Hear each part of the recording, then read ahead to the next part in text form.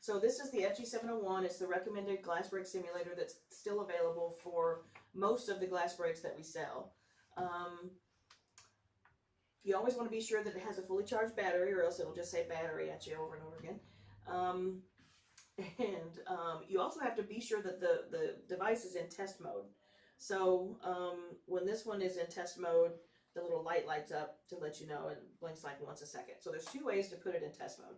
You can do it with the FG701, and you put it on activated manual, and then it makes this noise. And see, now it's in test mode. And you have to do it within, like, I don't know, you got to be within, I can't remember if it's 4 meters or 4 feet. To get it out of test mode, you just do it again. Yeah. It's hearing it. Oh. I think it's because I got the cover open. Is there like an off? Well, I have the cover open because I want to show you the other way to start a test mode. If you don't have that and you still want to put it in test mode, you can actually short these two little test pads inside here, just right next to the battery. See those two little gold things right there? Mm-hmm. If you short across those, it'll put it in or out of test. Now, when you start test mode, you have to stop it the same way you start it usually, or you want to anyway. And the reason they allow you to do this with the FG701 is because normally your glass break is mounted either on the ceiling or up high somewhere, and you don't want to have to climb up there and do this every time you want to put it in test mode. So that's why you can use the FG701. Did you all see, test it around so everybody can see the little test pads? It's those two little gold things right there. You just short across them to make it go into test.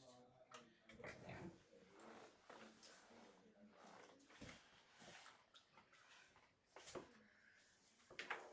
Now this works on 6 GBs also? Mm-hmm. They also blink when they're in test mode? Well, they go into test mode when you put the system into test mode. So you don't have to do the whole put it into test thing with the FG701, but once it's in test, then you can use this to test it. Could you, if you were so inclined? Do what? You said put it in test. I don't think so. So you see the two little gold things? When we talk about shorting the test pads, that's what we're talking about, those two little gold things next to the battery. So it's just emitting like a low electricity or something, and when you connect it, Yeah, I don't know. So, yeah, no, it sounds like we're getting electrocuted when we that thing off. Yeah, I mean, you're shorting something, so you're obviously taking voltage away that was there before, most likely. I don't know exactly what's going on when you press that. Maybe it's only So, let's see if we can make it. So when you test the glass break, obviously you're going to mount it. Is it 25 feet, 15 feet? You know, Michael? Is it 25? I think it's 25. You're going to mount it within 25 feet of the glass that you want to protect. So say we want to protect this glass. Brass on the tube.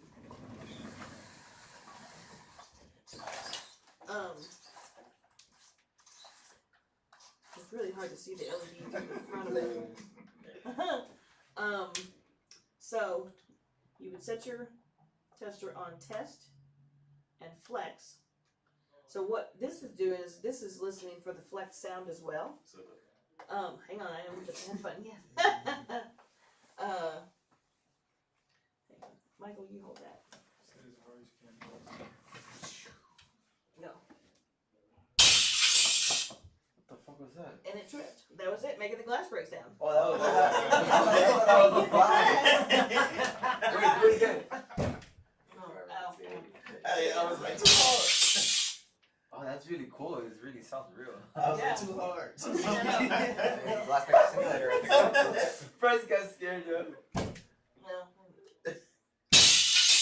But you're supposed to point the speaker towards the glass break, and every time it alarms, that little red LED comes on.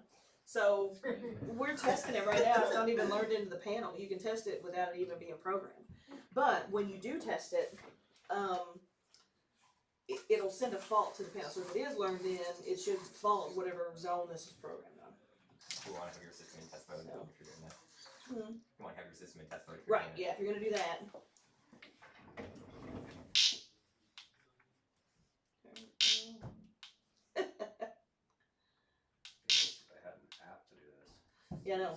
I actually sent Honeywell a suggestion. Yeah, I feel like me as a customer, I wouldn't want to buy a glass break detector if I only have one glass break. Yeah. If I only have one glass break, if I would understand if I have like 10 of them, maybe then yeah. Yeah. If you're an installer. Yeah. Yeah, the simulator's can expensive, install isn't it? Like $70. Installers, It's yeah, like but 50. it's $50. Yeah. Alright. The So- people here from Colsys, they use like they just YouTube glass breaking sounds. Yeah, no.